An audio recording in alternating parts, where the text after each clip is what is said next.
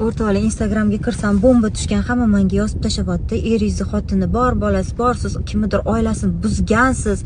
O'rtoqlar, meni erim uylanmaganlar. Ofitsiallik hech kimga uylanmaganlar. Zakslari yo'q, hech qayerda to'ylari bo'lmagan.